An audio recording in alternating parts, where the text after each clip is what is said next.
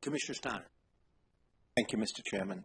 I want to close my thoughts on this section by just contrasting two salary ladders to try to emphasize what I've been trying to say.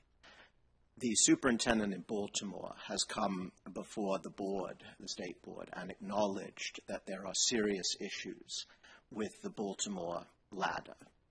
This has cost the city millions. We have a profoundly troubled school system with profoundly troubled outcomes, and we have no relationship between the millions extra spent and those results. Washington, D.C. pays its most effective teachers well over $120,000 a year. Those effectiveness ratings are achieved with really tough measures. They are not only value-added. On Senator Pinsky's point, I would never argue that VAM should be the only measure, but they certainly include outcomes at the classroom level. They also include a very tough-minded pushing out of the least effective teachers.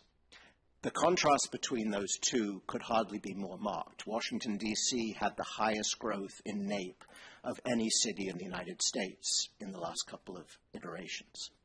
And so when we talk rather blandly about career ladders, I just want us to remember that there are huge differences that matter in terms of the relationship between funding and structure. You may remember Superintendent Sandelises was here. Yes. And she actually spoke in favor of a statewide framework. Yes. In order to ensure there was rigor and comparability across to your point. Let me, I'm sorry. Oh, excuse me. I'm sorry. Delegate McIntosh. I just don't want to let that last statement kind of sit in the air much longer. I'm not going to get into a debate right here, but I will tell you that when the state of Maryland was ranked #1 in education, it was because of the results and improvement in Baltimore City schools. All boats rose when we passed Thornton. And I will tell you, you're right, Baltimore City is different than many other subdivisions. We welcome 50% of the state's poor families to call us home. We welcome that. And when you look at our schools, we welcome schools and school students. Some of our schools have 100% of the kids walking through their doors on free lunch, not free and reduced. So yeah, we're different. And there are profound challenges, but not one of those children, not one child, should be left behind. I completely concur with the last point made. Of course, no child should be left behind.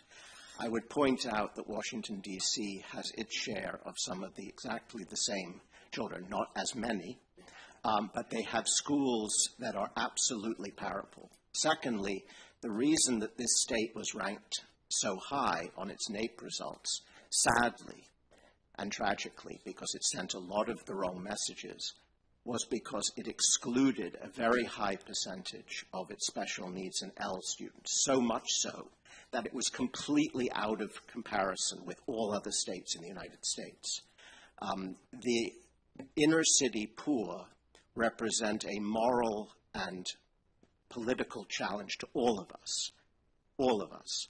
All I was suggesting is that there are very different approaches to how to help those students, and the results, all demographics taken into account, because statisticians aren't ignorant about these things.